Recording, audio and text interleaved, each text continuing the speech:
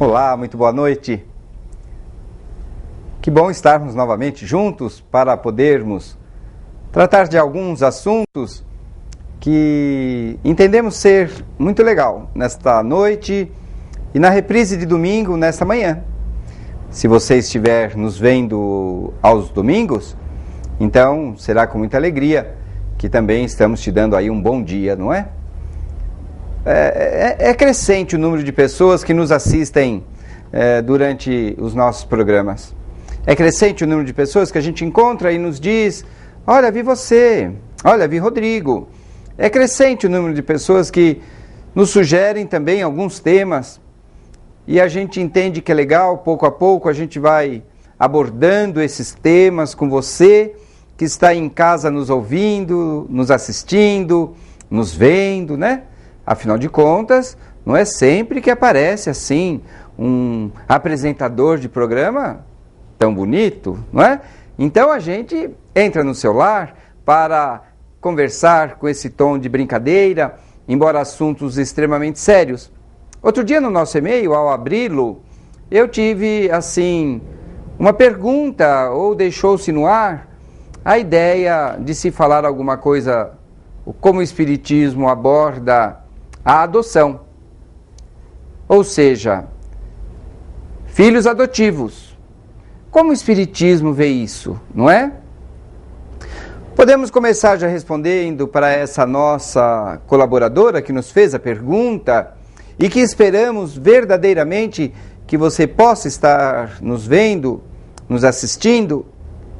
Antes de mais nada, queremos dizer que em doutrina espírita nós entendemos-nos a todos como espíritos imortais. Há um livro fantástico de um autor chamado Hermílio Miranda, e este autor nos diz exatamente assim o título do livro dele: Nossos filhos são espíritos. Achamos isso maravilhoso, porque essa é a grande chave da educação na sociedade do globo terrestre.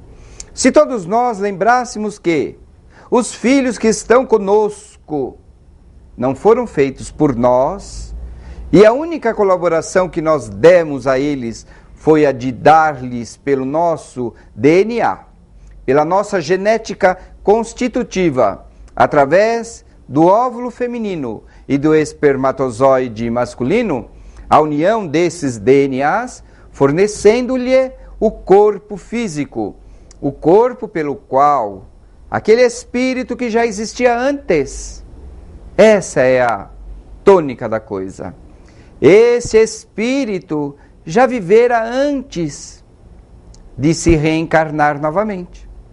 Esse espírito já teve várias outras encarnações no seu processo dinâmico evolutivo. É o progresso. Ele está em total progresso.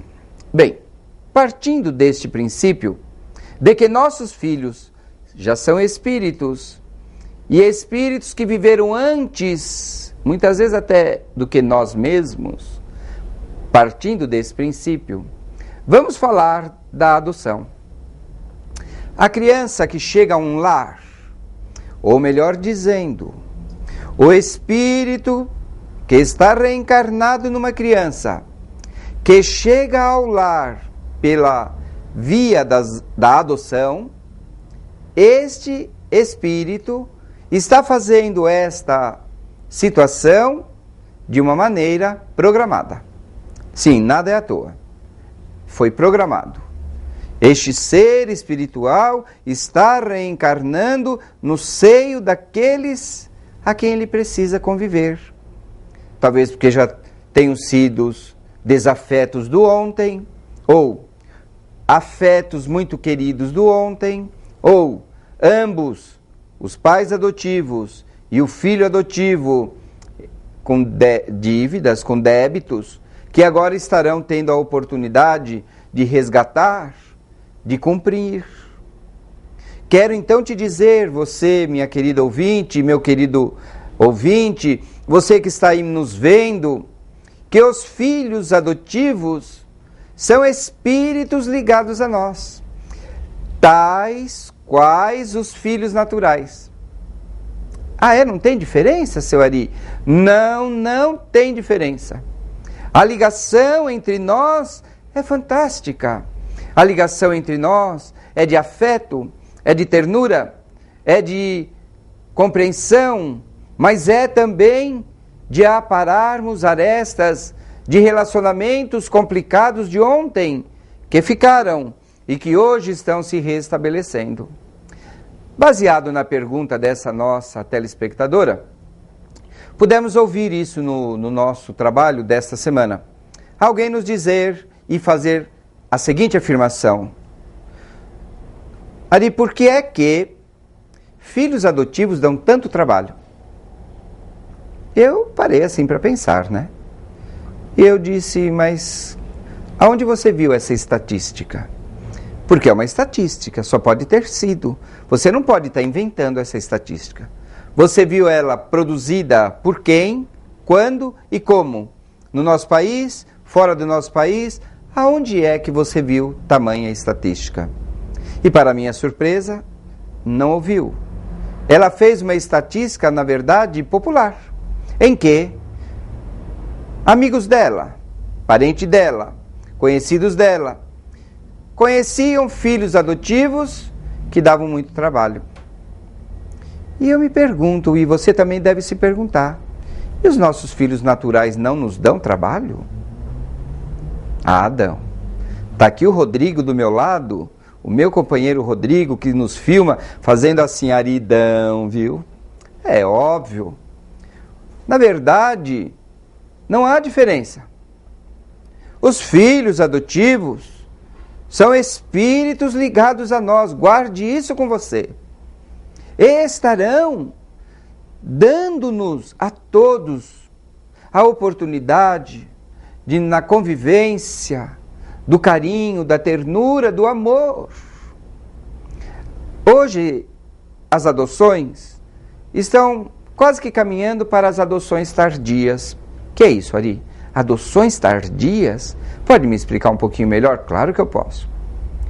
Hoje as crianças menores, elas estão cada vez em menor quantidade, não é? Por dois motivos básicos. Um, que hoje, mesmo as pessoas em situações difíceis, estão tendo menos filhos. Isso é uma das coisas. Dois, que há um trabalho junto ao Ministério Público, a essa área da adoção, do fórum, do juizado, e assim, de outras situações, até de ONGs, em que os filhos que não são queridos pela sua mãe, dá-se um jeito deles permanecerem no clã familiar deles. É uma nova situação. E entendemos, se isso acontece é porque aquele espírito reencarnante precisa estar envolvido com a sua genitora. Mas existem as adoções de crianças mais velhas. 2 aninhos, 3 aninhos, 4 aninhos, 7 aninhos, 10 aninhos, 12 aninhos. Crianças estas que muita gente diz, essa criança já foi maltratada, ela já está problemática, ela já está viciada, ela já está... Não vai dar certo, não é? Pensa-se dessa maneira. Mas muitas vezes esquecemos que aquele ser espiritual tem uma ligação conosco. E se a gente sentiu um timbalar dentro de nossos corações, e se aquele serzinho começa a nos fazer um sentimento mais afetivo, mais amoroso, será que é à toa? As adoções tardias, face em visitas constantes dos futuros pais, que vão lhes visitar, levam-nos para passear, passam um fim de semana junto, para notarem e sentirem que há entre eles muita afinidade. Afinidade do ontem ou do hoje também. Muita simpatia. Na minha família mesmo, eu tive recentemente uma prima de minha esposa fazendo uma adoção tardia. E olha, vou lhes contar a história dessa adoção. Há 2 anos e meio, ela entrou para lá no fórum da cidade onde ela mora. Ela e o esposo deixaram os seus nomes de interessados em adotar filhos. Depois de 8 meses que eles estavam, ela foi convidada a visitar uma casa transitória, uma casa que albergava crianças que, maltratadas pelos pais, abandonadas ou com risco de morte, tal a violência dos pais, às vezes pais usuários de drogas, doentes ou desequilibrados mesmo, não é? Eram crianças que são protegidas pelo Estado, são levados para essas entidades e lá ficam até que o processo delas se desvincule com o seu antigo grupo familiar e ela entra para adoção. Olha que coisa gozadinha que aconteceu. Ela então foi para a entidade, a convite do fórum, participar, porque ela não tinha problema em fazer adoção tardia. E lá estava ela, vez que outra, prestando um pouco de serviço, quando um dia ela viu um menininho. Esse menininho tinha 1 ano e 2 meses, mais ou menos.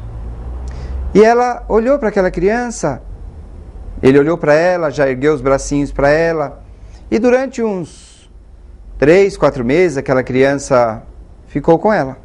Ela via, não via, mas não estava em plena adoção, porque havia ainda um processo tramitando até se desvincular da situação anterior.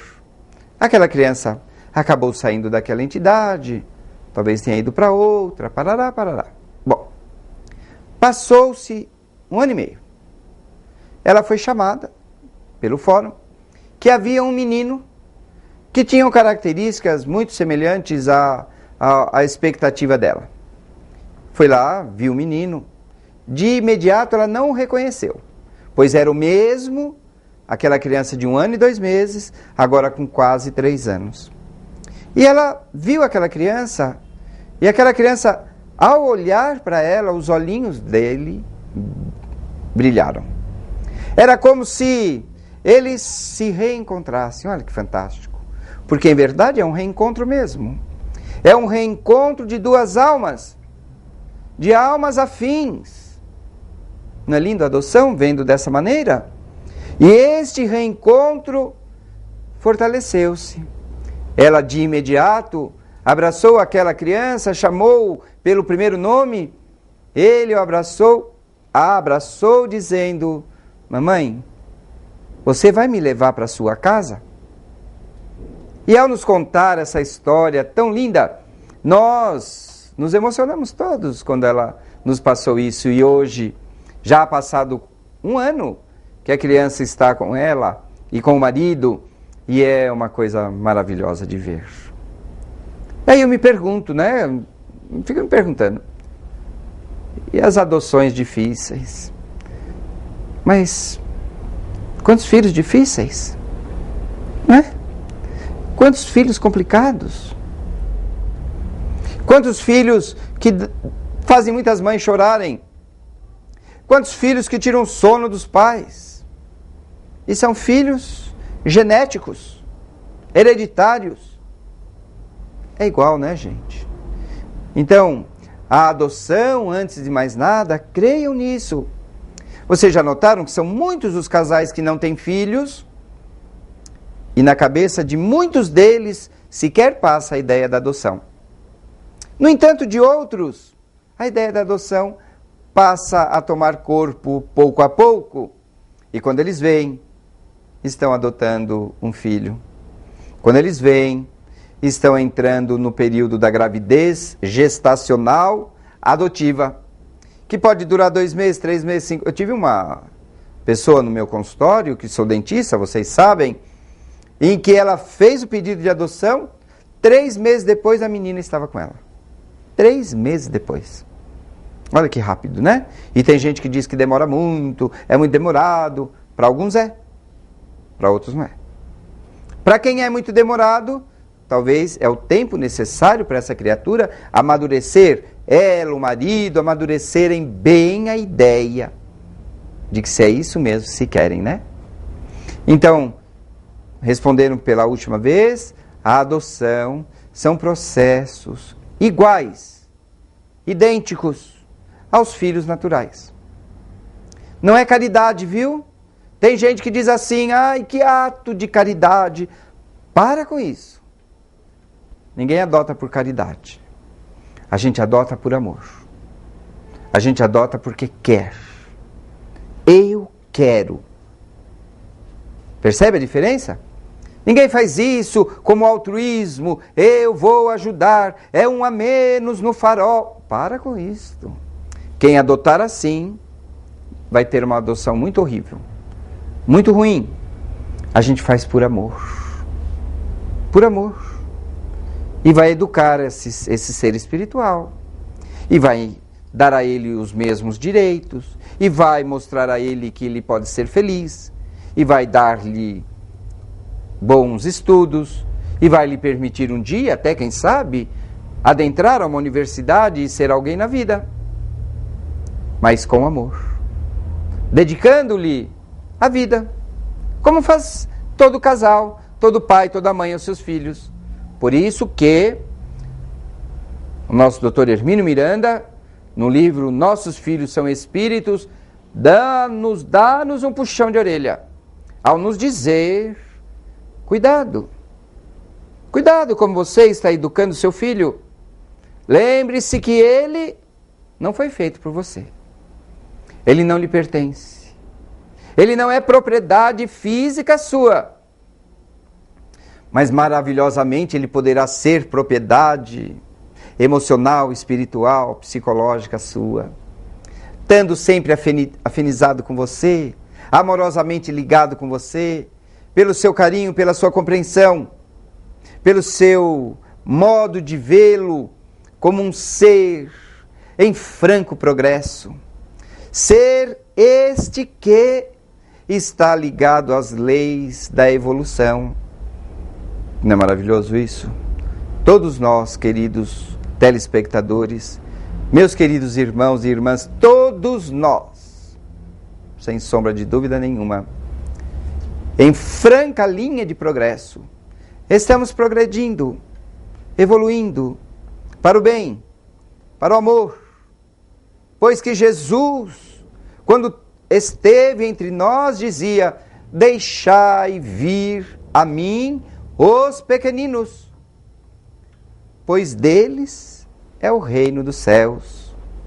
E se alguém de vós se comportar com a humildade, com a bondade e com a simplicidade de um destes, a mim tereis amado. Olha como é lindo isso.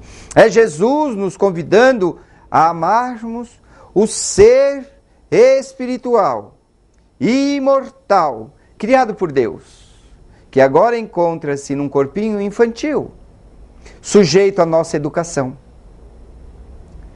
Por isso existe a infância na Terra. Vocês acham que a infância na Terra é gratuita? Não. É porque é o momento em que o espírito está mais sujeito às nossas orientações. Por isso, não percais tempo de evangelizar teu filho. Fale de Jesus para ele. A gente conta a história da Branca de Neve, a gente conta a história da Bela Adormecida, a gente conta histórias aí de tudo isso que está na nossa mídia hoje, destes novos desenhos. A gente compra os livrinhos e à noite lê para eles. E as parábolas de Jesus, hein? Você lembra de falar para ele? Você cita o nome Jesus para teu filho, para que ele desde já ouça esse nome, aprenda a ouvi-lo, aprenda a amá-lo. Se lá jovem, se lá adulto, ele não quiser mais, não te preocupes. Você fez tua parte. E tua parte maravilhosa, que foi falar do Cristo para essa criança. Tantas historinhas nós temos para contar de Jesus para ele, que Jesus nos contou. A do semeador, e o semeador saiu a semear. A do bom samaritano. E o samaritano, ao ver aquele homem caído na estrada, após 2 outros terem passado e deixado-o, o socorreu. Não é? As parábolas